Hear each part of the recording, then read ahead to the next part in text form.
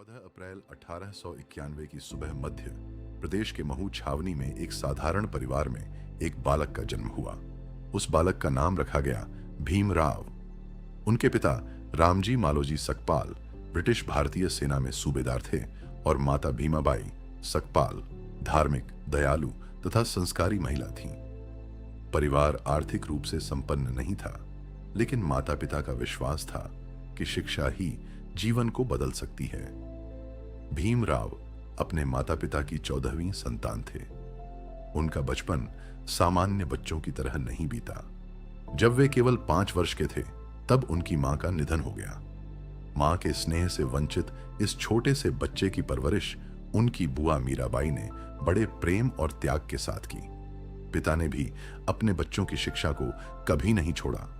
वे हमेशा कहते थे, ज्ञान ही इंसान की सबसे बड़ी शक्ति है। कुछ समय बाद उनके पिता की नौकरी समाप्त हो गई और परिवार महाराष्ट्र के सतारा चला गया। यहीं से भीमराव की नियमित शिक्षा शुरू हुई। स्कूल में प्रवेश तो मिल गया, लेकिन वहां उनका स्वागत नहीं हुआ। उस समय समाज में जातिगत भेदभाव बहुत गहरा था। स्कूल में भीमराव को अन्य बच्चों के साथ बैठने की अनुमति नहीं थी। वे अपने साथ एक पुरानी बोरी लेकर जाते और उसी पर कक्षा के एक कोने में बैठते। कई शिक्षक उनकी कॉपियां और किताबें छूने से भी बचते थे। यदि उन्हें प्यास लगती तो वे स्वयं नल नहीं छू सकते थे। कोई कर्मचारी ऊपर से पानी डालता, तभी वे पानी पी पाते। यदि उस दिन पानी पिलाने वाला कोई न होता तो उन्हें पूरे दिन प्यासा रहना पड़ता।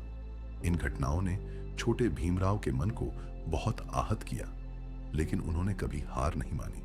उन्होंने निश्चय किया कि वे इतनी शिक्षा प्राप्त करेंगे कि एक दिन समाज में फैले इस अन्याय और भेदभाव को समाप्त करने के लिए काम करेंगे।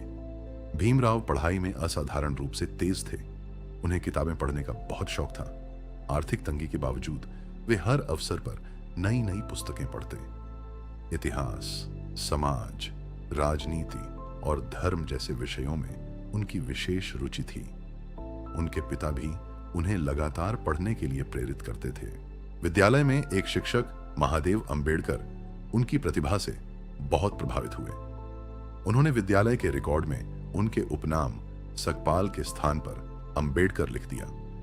यही नाम आगे चलकर पूरी दुनिया में प्रसिद्ध हुआ। 1907 में भीमराव ने मैट्रिक की परीक्षा उत्तीर्ण की। उस समय यह बहुत बड़ी उपलब्धि थी, क्योंकि उनके समाज के बहुत कम लोग इतनी शिक्षा प्राप्त कर पाते थे। उनकी सफलता से पूरे समाज में उत्साह की लहर दौड़ गई। इसके बाद उन्होंने मुंबई के एल्फिंस्टन कॉलेज में प्रवेश लिया। आर्थिक कठिनाइयों के बावजूद उन्होंने अपनी पढ़ाई जारी रखी। उनकी प्रतिभा और मेहनत से प्रभावित होकर बड़ौदा राज्य के महाराजा सायाजीराव गायकवाड़ तृतीय ने उन्हें उच्च शिक्षा के लिए छात्रवृत्ति प्रदान की। यही छात्रवृत्ति आगे चलकर उन्हें अमेरिका के कोलंबिया विश्वविद्यालय और इंग्लैंड के लंदन स्कूल ऑफ इकोनॉमिक्स तक ले गई, जहां उन्होंने उच्च शिक्षा प्राप्त की और विश्व के महान विद्वानों में अपना स्थान बनाया। डॉक्टर भीमराव अंबेडकर का प्रारंभिक जीवन कठिनाइयों, अपमान, गरीबी और संघर्ष से भरा था, लेकिन उन्होंने कभी परिस्थितियों को अपनी कमजोरी नहीं बनने दिया।